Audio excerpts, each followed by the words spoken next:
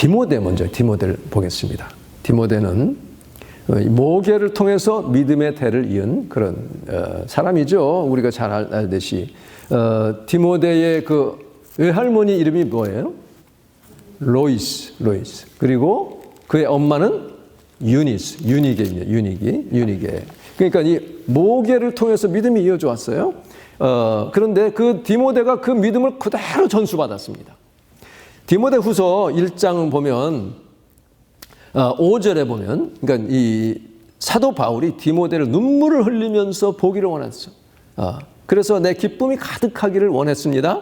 이는 내 속에 거짓이 없는 믿음이 있음을 생각함이라 그런 거예요.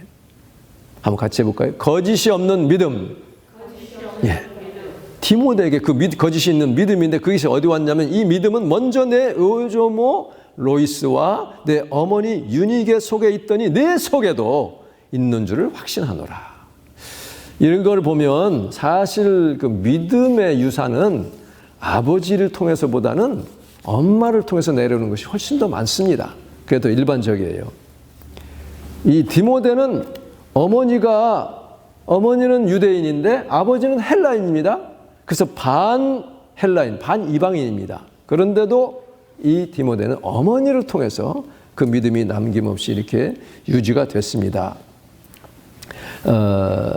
그 다음에 이제 뭐 예수의 어머니, 뭐 세례 요한의 어머니 엘리사벳 이런 것들을 생략을 하고요. 사도행전에 보면 마가 요한의 어머니 마리아가 나옵니다. 자, 보십시다. 사도행전 12장에 보면 헤롯 왕이 그 사도 야고보와 요한이 있었잖아요. 세베대 아들 야고보를 칼로 죽입니다. 첫 번째 말하자면 사도로서는 첫 번째 순교를 한 사람이죠. 그런데 이것을 유대인 지도자들이 기뻐하는 것을 보고 이제 잘됐다. 베드로가 우두머리니까 이 사람도 이제 죽여야지 하고는 잡아 가두잖아요. 그럴 때에 교회는 그를 위하여 열심히 간절히 기도하더라고 나와 있어요. 근데 어떻게 됐어요? 천사가 이제 다음 날 처형하려고 하는 그날 밤에 코를 골며 자고 있는 베드로를 흔들어 깨웁니다. 옆구리를 탁 칩니다. 일어나. 그러자 깨자마자 손에 있는 착고가 풀려납니다. 이제 빨리 일어나서 옷 입고 신발 신어. 신발 신으니까 겉옷을 입고 따라와. 착착착 가는 곳마다 그 지키는 가드 문이 착착착 열립니다. 가드들은 다 잠이 들었어요. 나중에 이제 천사가 사라져버렸죠. 밖에 나오니까 베드로가 정신이 들어서 하나님이 이제 헤롯의 손과 유대 백성들의 기대에서 벗어나게 했구나 하고서는 바로 여기 12절에 보면 마가라 하는 요한의 어머니 마리아의 집에 갑니다. 가니 여러 사람이 거기 모여 기도하고 있더라. 자, 마가 요한이라는 사람이 바로 마가복음을 지은 사람입니다. 마가복음을 쓴 기자고, 이 마가는 베드로에게서 훈련받은, 베드로 따라다니면서 통역하면서 많이 배웠어요. 자기가 사도일 때 예수님과 다니면서 했던 그런 얘기들을 다 듣고, 그래서 이 마가복음을 쓸 수가 있었죠. 그 마가 요한의 엄마가 자기 그 큰 다락방을 제공해서 거기서 성도들이 열심히 기도하게 했던 거예요. 바로 그 마가의 다락방이 어느 곳입니까? 그 전에 오순절 성령 강림이 일어났던 바로 그곳으로 학자들은 얘기를 하고 있어요. 왜냐하면 120명이 모일 만한 그런 큰 집을 제공할 수 있는 사람은 그 마가 요한의 어머니 마리아, 그 집이 조금 부자였던 것으로 알려 있습니다. 그러니까 이 마리아는 기도에 불이 있는 사람이에요. 자기 그 집도 기도에 불이 붙은 그런 집이었습니다. 자, 이렇게 마가 요한의 엄마 마리아가 그렇게 열심히 기도하는, 그리고 사람들을 섬기는 그런 분이었는데, 정작 마가는 이렇게 이제 사도 바울과 바나바와 함께 제1차 전도 여행을 따라가다가 밤빌리아라는 곳에서 무슨 이유인지 도중 하차해버렸어요. 아마 너무 힘들어서 그랬는지 모릅니다. 이 더운 여름에 이거 숨이 막힌단 말이야. 선교 트립을 이렇게 하다 보면 젊은 학생들 가운데는 그냥 늘어지는 애들이 있어요. 일어나지도 않고 그냥 완전히 그냥 나 잡아잡수 하고 이렇게 그런 사람들이 있습니다. 이거 어떻게 할 수도 없고요. 바울이 너무나 황당했죠. 아니, 내가 다시는 너를 데리고 다니나 봐라 하고 두 번째 전도여행에서 그를 빼잖아요. 그 정도로 얼마나 괘씸했으면. 바나바의 생질이라고 했는데 어떤 경우는 생질 아니라 사촌이라고 보는 학자들이 많이 있는데 어쨌든 간에 그 친척 바나바와 같이 다니다가 헤어질 만큼 그렇게 싸웠잖아요. 그러니까 이 어머니는 자기 집 다락방도 내놓고 그렇게 불같이 기도하는 그런 어머니, 기도의 어머니인데 정작 그 아들 마가는 속 썩이는 아들이에요. 속 썩이는 아들. 그 마가가 나중에 이제 다시 회심하고 돌이켜가지고 마가복음을 쓸 때에 예수님이 잡혀갈 때 멀리 배 혼입을만 입고 따라가다가 그때 그 배 혼입이라는 것은 굉장히 비싼 옷이에요. 그러니까 부자 아니면 입기 힘든 옷이기 때문에 바로 마리아의 아들 마가로 우리가 다 보는 거 아니에요? 따라가다가 잡으려고 하니까 그냥 벗어 던지고 스트리킹한 바로 그 마가입니다. 그렇게 여기 보면 속썩이는 아들이었는데 나중에 보면요. 골로새서 4장 10절에 보면 사도 바울이 이렇게 얘기합니다. 이 마가가 바울과 함께 로마 감옥에 갇혀 있어요. 다시 회복이 된 겁니다. 나와 함께 갇힌 아리스타고와 바나바의 생질 혹은 사촌 마가와 하면서 이 마가에 대하여 너희가 명을 받았음에 그가 이르거든 영접하라. 이런 사람들이 나의 위로가 되었느니라. 바울의 위로가 될 만큼 회복이 됐습니다. 그리고 나중에 마지막 말년에 쓴 죽기 얼마 전에 쓴 디모데후서 4장 11절에 보면 누가만 나와 함께 있는데 마가를 데리고 오라 하고 디모데에게 부탁을 합니다. 왜냐? 그가 나의 일에 유익하다. 그 정도로 지금 다시 바울의 귀한 그런 동역자가 된 것을 보게 됩니다. 이렇게 마가가 중간 하차해서 그냥 떨어져 나갈 뻔했는데 그가 회복될 수 있었던 것은 바로 그 어머니의 눈물의 기도가 있었다는 거예요. 그 어머니는 포기하지 않았습니다. 눈물로 기도한 거예요. 그래서 그 마가가 다시 회복될 수 있었습니다. 여러분의 자녀 가운데 혹시 좀 이렇게 떨어져 나간 사람이 있으면 포기하지 마시고 끝까지 눈물로 기도하시기 바랍니다. 기도하는 자의 자녀는 결코 잘못되지 않습니다. 지금 당장 잠시 좀 떨어졌다 할지라도 기도하는 자녀들은 주님께서 반드시 돌이킨다는 것을 아시고 앞으로의 그 믿음 생활에 큰 힘이 되기를 바랍니다. 자, 그런가 하면 삼손을 경우를 봅시다. 삼손은 사사시대 거의 말기에 이제 블레셋이 막 침략해 오니까 그때에 그 아버지 마노아와 그 아내가 있었는데 아내 이름은 나오지는 않아요. 근데 아기가 없었어요. 그러다 어느 날 그 아내에게 찾아와서 천사가 와가지고 너 이제 아들을 낳을 것이다. 그런데 그 아들을 낳으면 절대로 알코올 음료 마시지 못하게 하고 머리에 삭도를 대지 마라. 나실인의 사역을 하도록 그렇게 지시를 하죠. 나중에 이제 마노아에게까지 이제 같은 말을 반복을 합니다. 그렇게 약속을 받고 태어난 아들 아니에요? 그러니 그 부모가 그 이야기를 삼손에게 왜 안 했겠어요? 누누이 얘기를 했을 것입니다. 그런데 그 삼손은 그만 나이가 먹고 이게 덩치가 커지고 힘이 세지니까 자기 육신의 욕심을 따라 행하잖아요. 블레셋 여자, 이게 자기를 괴롭히는 그 블레셋 여자에게 빠져버렸어요. 디나라는 사람, 이게 딜라일라 이전의 여자입니다. 막 찾아갑니다. 엄마한테 나 이 여자한테 결혼시켜 주세요. 막 졸라요. 부모가 하다 못해 못 이겨요. 삼손이 고집도 세고 힘도 세니까. 그런데 참 재미있는 것은요, 이 사사기 14장 4절에 보면 이런 말씀이 있어요.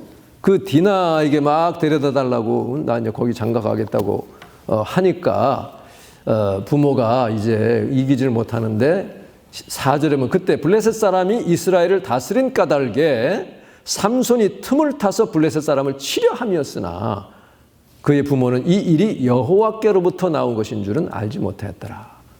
그러니까 지금 이때만 해도 아직은 그렇게 깊이 빠지지 않은 때입니다. 그래서 부모와 함께 딥나에 내려가가지고 그 여자를 이제 딥나에 가서 이제 그 여자를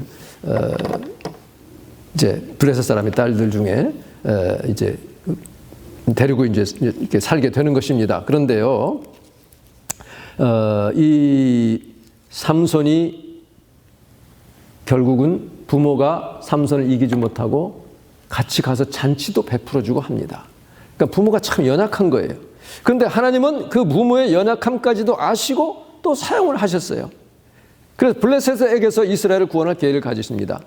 그런데 나중에 어떻게 돼요? 들릴라라는 여자에게 이제 진짜 빠져가지고 머리가 다 깎이고 눈이 다 뽑히잖아요.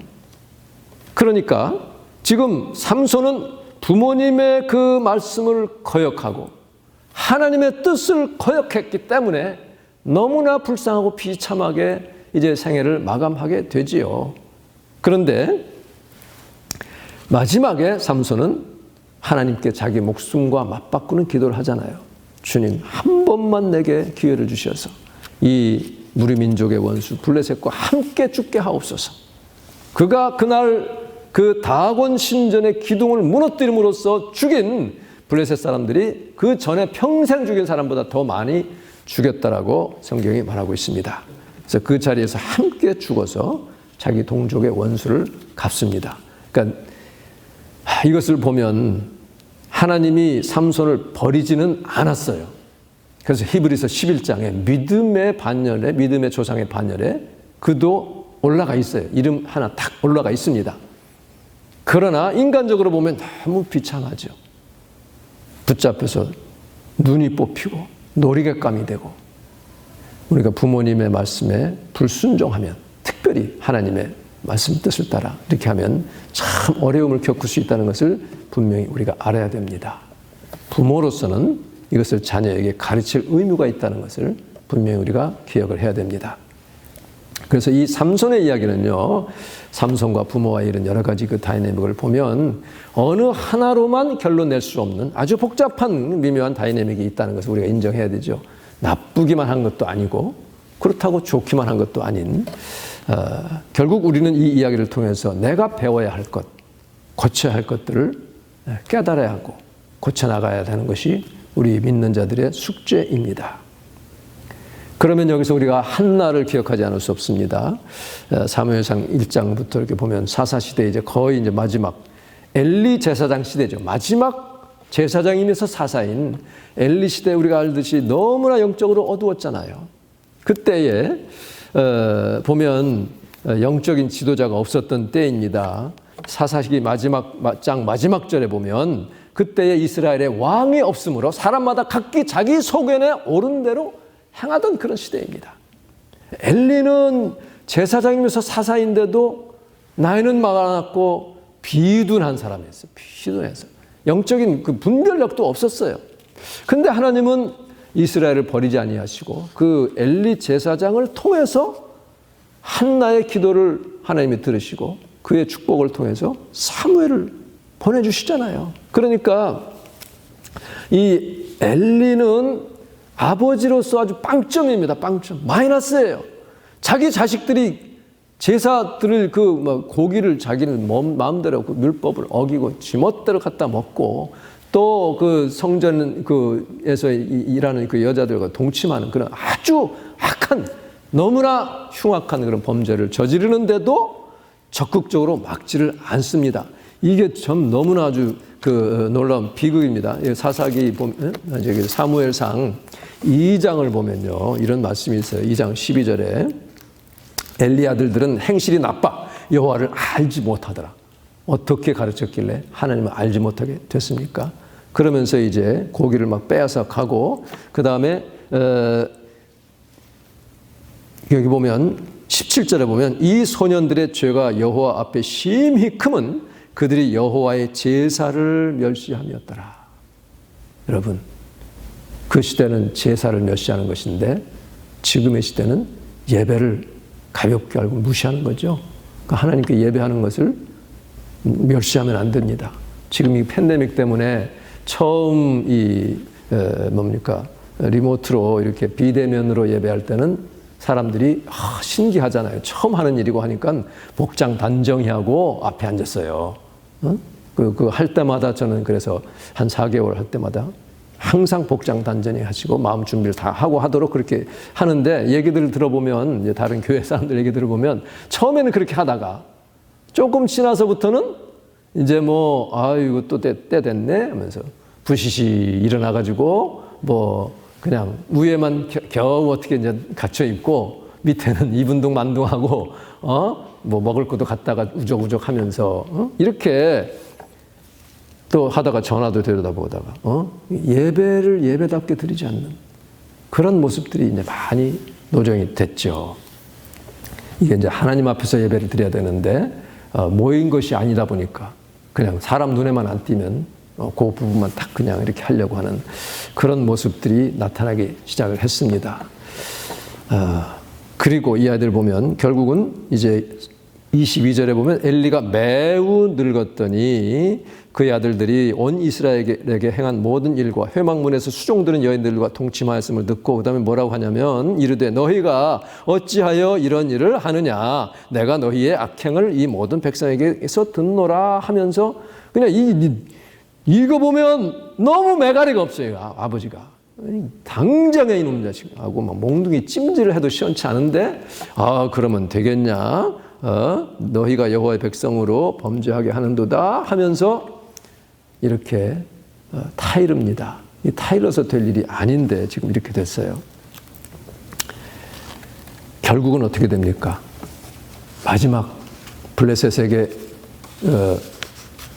법궤를 빼앗기고 어떻게 함부로 너무 그때 질서가 없는 거예요. 어떻게 여호와의 법궤를 전장에 막 데리고 나갑니까? 이건 말도 안 되는 거죠. 그 법궤가 빼앗기면서 아들 둘이 다 죽었어요. 홈리와 비나스가 한 자리에 죽고 그 소식을 듣고 의자에 앉아있던 그 엘리는 그냥 떨어져가지고 목이 꺾어져서 죽습니다.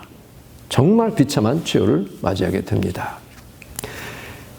다윗도 그 아버지가 아도니아가 막 왕이 되겠다 할 때 네가 어찌 그리 했냐고 한 번도 그를 섭섭하게 한 적이 없었더라.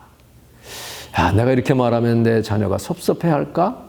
그 눈치를 봐야 하는 부모는 그러면 안 됩니다. 내가 물론 부족하죠. 완전치 못하죠. 잘못한 게 있어요. 그래도 분명히 하나님의 말씀을 가르쳐야 되는 거죠. 섭섭할까? 섭섭해도 할 수 없어요. 하나님 말씀대로 너는 이건 내 말이 아니라 하나님의 말씀이다 말이죠. 그렇게 분명히 가르쳐야 됩니다. 이 다윗이 그렇게 하지 못함으로 말미암아 아들들이 많이 죽었어요. 참, 그 가정으로서는 다윗은 너무나 실패를 한 아버지라 이렇게 봐도 무방합니다. 그래서 주의 교훈과 훈계로 양육하라 그랬어요. Discipline and instruction. Discipline, 훈육하라는 거죠. 그리고 instruction, 잘 지침을 가르쳐서 of the Lord, 주님의 말씀에 있는 디시플린과 인스트럭션으로 그 아이를 잘 양육을 하라고 분명히 말씀하고 있습니다. 요한일서 5장 16절에 보면요.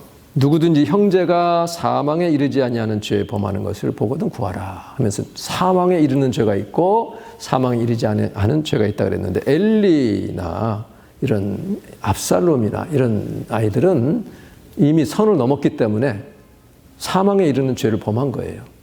그런 사람들을 위해서는 구하라 하지 않는다. 구해봐 소용없다는 뜻입니다. 그러니까 그렇게 되기 전에 정말 자녀들을 잘 훈육하는 그것이 바로 부모의 도리고 이것을 순종하여 잘 따르는 것은 자식의 도리입니다. 디모데는 그 어머니, 할머니의 그 믿음의 훈계를 잘 따라서 그 도리를 잘 했기 때문에 이렇게 훌륭한 정말 귀한 하나님의 종이 됐고 바울에게 있어서는 가장 귀중한 내 아들이라고 할 만큼 그런 존재가 됐죠. 우리가 그 엘리는 그랬는데 한나의 경우는 그렇게 하나님 말씀이 희귀했음에도 불구하고 하나님은 이 한나라는 여자를 통해서 그 여인의 그 간절한 기도와 결단의 믿음을 통해서 이 이스라엘의 큰 지도자를 세우신 것을 우리가 보잖아요. 그래서 우리 사모님도 한나 사모님 아닙니까? 얼마나 귀한 이름이에요. 이 한나라는 이 여자를 보면 사무엘상 3장을 보면요. 에브라임 산지에 이제 엘가나라는 사람이 있었는데 두 아내가 있었죠. 하나는 한나요, 하나는 분인나요. 분인나는 아이가 있어서 아이 없는 한나를 막 그 격동시키고 약 올리고 이렇게 눈물을 빼는 그런 사람이었죠. 그래서 한나가 어느 날 성소에 가서 기도하잖아요. 하나님께 서원하며 기도합니다. 자, 어떻게 보면 내가 하나님 나에게 아들을 주시면 이렇게 하겠습니다. 일종의 바겐하는 것 같아요. 바겐.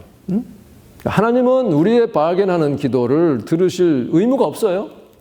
그런데 많은 경우에 하나님은 그것을 받으십니다. 받으셔서 이루어 주셔요. 문제는 뭐냐면 그렇게 이루어준 다음에가 문제예요. 말하자면 서원 함부로 해서도 안 되지만 일단 했으면 반드시 지켜야 됩니다. 하나님이요, 지금 시대라고 해서 결코 이렇게 봐주지 않습니다. 분명하게 하나님 지금도 조금도 변함없으신 분이죠. 하나님이 들으실 의무가 없지만 그것을 우리에게 이루어 주실 때는 우리가 화장실 갈 때 마음 달라고 다 해결 보건 다음에 마음이 달라지는 그렇게 되어서는 안 되는 것이죠. 부모된 사람으로 마땅히 지켜야 될 도리이죠. 근데 이 한나는 그 훌륭한 점이 자, 젖을 뗄 때 이제 드리겠습니다 하니 그 당시 학자들은 젖을 떼는 나이를 3살쯤으로 봅니다. 만 3살. 제일 귀여울 때요, 사실. 이 3살 큰 귀여운 그 아들.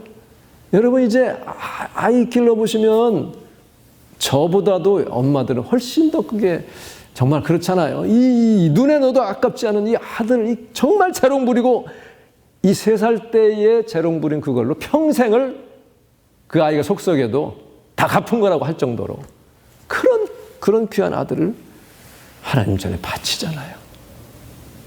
그런 믿음의 결단, 이거 여러분에게 꼭 있어야 됩니다. 어머니로서 그 결단 꼭 이루시기를 바랍니다. 제가 어머니 날이기 때문에 제 가정 얘기를 잠깐 하면요. 제 아버지가 대학교 1학년, 제가 1학년, 대학교 1학년 때 이제 갑자기 돌아가셨어요. 그러니까 어머니 얼마나 황망합니까? 42살인데 그때 어머니가 그야말로 자녀가 4남매를 두고 이제 저랑 제 누나랑 둘이 대학을 다니는데 갑자기 이렇게 돌아가시니 얼마나 황망했겠어요. 근데 어머니는 한 일주일간을 그렇게 슬피 우시더니 딱 일주일 지난 다음에는 눈물을 거두시고 그 뒤로는 평생 한 번도 아버지 돌아가신 것 때문에 우신 적이요, 눈물을 보인 적이 없습니다. 그리고 그 장례식 때에 이런 서원을 하셨어요. 내 자녀, 나는 기를 능력이 없습니다. 어머니는 경제적인 능력이 있으신 분이 아니에요. 재주도 없어요. 나는 기를 능력이 없으니 주님이 맡아서 이 사남매를 길러주세요. 하고는 지금으로서 엄청 굉장히 좀 큰 금액의 그 헌금을 하나님께 드렸어요. 내가 이거 가지고 있어서 하는 것보다는 주님께 드릴 터이니 주님이 내 아이들을 책임져 주십시오. 근데 제가 어제 기도하면서 어제서야 땡 하고 온 게 있습니다. 그렇게 돌아가신 후 10년 후에 제가 신학을 들어갔거든요. MDiv 3년 이제 과정을 하는데 3년 동안 6학기 한 번도 학비를 낸 적이 없어요. 이게 하나님이 갚아주신 거구나. 그때 제가 생각이 들었어요. 하나님께 드리면요, 하늘나라의 그 상이 썩지 않고 좀도 쓸지 않는, 녹슬지 않는, 도둑들지 않는 보화가 하늘에 탁 들어갑니다. 영원한 보화가 들어가요. 그뿐이 아니라 그렇게 믿음으로 드렸을 때에 이 땅에서 필요할 때 하나님은 반드시 갚아주신다는 거. 그것을 여러분이 꼭 말씀을 드립니다. 그러니까 어머니가 다른 거 부족한 게 참 많습니다. 객관적으로 볼 때도 참 많이 약하시고 부족해요. 그런데 그 믿음의 결단, 이것만큼은 정말 본받을 수밖에 없는 그런 어머니였습니다. 그래서 이제 어떤 비즈니스맨이요, 제가 이제 들은 담임 목사님께 제가 이제 부목사일 때 들은 얘기인데, 목사님을 찾아와가지고 목사님 축복해 주세요. 내가 이 비즈니스 지금 계획하고 있는데 이거 잘 되면 교회 짓겠습니다. 이렇게 이제 한 거예요. 힘껏 축복을 해줬죠. 그분이 진짜 크게 대박이 났어요. 거의 망해가던 것이 일어서가지고 엄청 이제 바빠지고 일이 커졌어요. 돈이 많이 벌리게 됐습니다. 그러면 그 약속을 지켜야 되잖아요. 얼마 벌면 내가 이만큼 하겠습니다. 사람이 그래요. 마귀가 틈타죠. 그러니까는 이제 일이 바빠지고 막 하니까 약속한 돈, 아이고 조금만 더 벌면 되겠는데 이걸 투자해가지고 이렇게 해야 되는데 눈에 보이잖아요. 그러니까 그 전에는 이제 집회는 한 번도 빠지지 않던 사람이 이제 새벽 예배 안 나오기 시작하고 너무 바쁘니까 저녁 예배 안 나오기 시작하고 그러더니 한 6개월 지나서는 주일 예배도 이제 가끔씩 한 달에 한 번 이렇게 나오는 거예요. 참 걱정했죠, 그 목사님이. 야, 저러면 안 되는데. 나중에 어떻게 됐겠어요? 보나마나 쫄딱 망한 거죠. 완전히 망해버렸어요. 하나님께 서원한 거 함부로 그렇게 잊어버리면 안 됩니다. 함부로 서원해서도 안 되고 정말 이것은 하나님과의 약속은 정말 지켜야 되고요. 그리고 여러분이 꼭 기억할 것은 두 가지는 내 것이 아닙니다. 돈, 내 자녀, 내 것이 아니에요. 주님 것입니다. 잠시 맡겨주신 거예요. 내 자녀도 주님이 맡겨주신 것이고 내게 있는 물질도 재물도 하나님이 내게 맡겨주셔서 관리 잘 하라고 주신 거예요. 그걸 가지고 내가 욕심 부린다고 지켜지는 게 아닙니다. 내 것이 아니라는 것, 그리고 내가 지킬 수 없다는 것. 주님이 지켜주셔야 됩니다.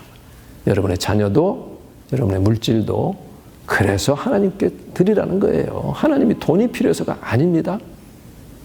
여러분, 부자가 천국 들어가기가 힘들다는 이유가 뭐예요? 이 돈은 신적인 존재입니다. 하나님과 경쟁하려는 거예요. 만몬입니다. 그래서 하나님보다 더 높은 자리에 차지하려고 경쟁하는 신이에요. 그렇기 때문에 그것을 밟고 내가 컨트롤해야지 그거 섬기면 망하는 것입니다. 이 한나의 결단으로 인해서 사무엘 같은 훌륭한 선지자가 나왔고 두 왕을 기름 부어 세우는 그런 지도자가 됐습니다. 여러분, 이 믿음의 원리를 잘 깨달아야 되고요. 부모님께 주 안에서 순종해야 되죠. 주님의 그 원리를 벗어난 것을 순종해서는 안 되지만 그래도 부모를 공경해야 됩니다. 필요한 것들은 다 이렇게 해드려야 되고요. 그렇게 해야 복이 되는 것이죠. 물론 뭐 교회 나가지 말아라, 예수 믿지 말라, 이것은 순종하면 안 되죠. 그러나 다른 것들은 다 공경하는, 그렇게 될 때 하나님이 우리에게 복을 주시기로 약속하셨습니다. 하나님의 은혜 가운데 여러분, 정말 우리가 부족하고 완전치 못하기 때문에 자식의 마음 아프게 한 적도 많고 부모님 마음 아프게 한 적이 얼마나 많아요. 다 주님 앞에 회개하고 가능하면 이렇게 대화로 용서를 구하고. 그래서 제 아이들 어떤 때는 정말 그 아이가 말이죠, 첫째 아이가 굉장히 제 그 화내게 하는 부분을 잘 알아. 그래가지고 어렸을 때 보면요, 그 버튼이라고 그러죠. 화나게 하는 버튼을 꼭꼭 누릅니다. 얼마나 화가 나는지 몰라요. 그게 이제 막 이제 주먹이 오가죠. 그런데 나중에 참 잘못했다고 사과 많이 했어요. 야, 정말 잘못했다. 근데 아이들은 그 리질리언스라고 하죠. 다시 복원력이 뛰어납니다. 그래서 부모가 정말 잘못했다고 진심으로 사과하면 다 잊어버려요. 예. 그래서 여러분이 참 이 하나님께서 주시는 복의 원리, 부모의 도리, 자식의 도리 잘 하여서 이 땅에서 잘 되고 정말 장수하는 은혜와 복이 있기를 주님의 이름으로 축원합니다. 기도하겠습니다. 이 말씀을 생각하며 참 나는 부족합니다. 주님 용서해 주시고 저희들에게 지혜를 주시옵소서. 감당할 수 있는 능력을 주시고 결단의 마음, 유혹에 빠지지 않도록 그 마음을 달라고, 자식을 내 거로 생각하지 않고 물질도 내 것으로 생각하지 않고 주님의 것인 것을 분명히 믿게 해달라고 기도하시고, 또 지금 여기 있는 기도의 제목들을 보시고 우리 함께 합심하여 통성으로 기도하겠습니다. 하나님 아버지, 은혜를 감사합니다. 주님, 저희들이 연약함을 불쌍히 여겨주시고 성경에 나와 있는 많은 가정들을 정말 깨어지고 결손되고 정말 문제 있는 가정들이 많은데 그것을 하나님은 조금도 감추지 않고 미화시키지 않고 있는 대로 보여주심으로 우리에게 한편으로는 위로를 주시고 한편으로는 경계를 하신 것을 저희들이 믿습니다. 주님, 저희를 불쌍히 여겨주시고 주 예수 그리스도의 그 말씀 안에서 부모님을 공경하고 순종하며 또 부모로서의 도리를 잘 감당할 수 있도록 도와주시옵소서. 우리는 연약합니다. 우리는 부족합니다. 하나님 아버지, 저희들을 불쌍히 여겨주시고 우리 육신의 부모님께도 잘하고 아버지 영적으로 바로 세워져서 정말 하나님이 기뻐하시는 은혜가 넘치도록 축복하여 주시옵소서. 할렐루야, 감사합니다. 거룩하신 아버지 은혜를 감사합니다. 우리 연약함을 불쌍히 여겨주시고 아버지, 특별히 이 한국에 이제 내일 모레면 새 정부가 시작이 됩니다. 주여, 그 정부를 주님께서 복내려 주시고 서로 잘 통합하고 협치하게 도와주시며 갈등과 분열에서 다시 하나로 묶여지는 그 일에 우리 한국 교회가 잘 사용받을 수 있기를 간절히 원합니다. 우크라이나 속히 주여 전쟁이 멈추게 하시고 북한의 이 핵 위협, 그 어리석고 교만한 김정은 주여 빨리 그 정권이 무너지고 자유로운 그런 정부가 들어올 수 있도록 주여 역사하여 주시옵소서. 우리 끝까지 인내하여 열린 문의 복을 받게 해주시고 주님의 몸된 교회에 착하고 충성된 일꾼들이 되고 또 그런 일꾼들이 모여드는 은혜를 허락하여 주시옵소서. 우리 김정철 선교사님 사역에 기름 부어주시고 또 김진우 목사님 그곳에서 사역을 잘 마치고 건강한 모습으로 다시 만날 수 있도록 축복하여 주시옵소서. 예수님의 이름으로 기도하옵나이다. 아멘.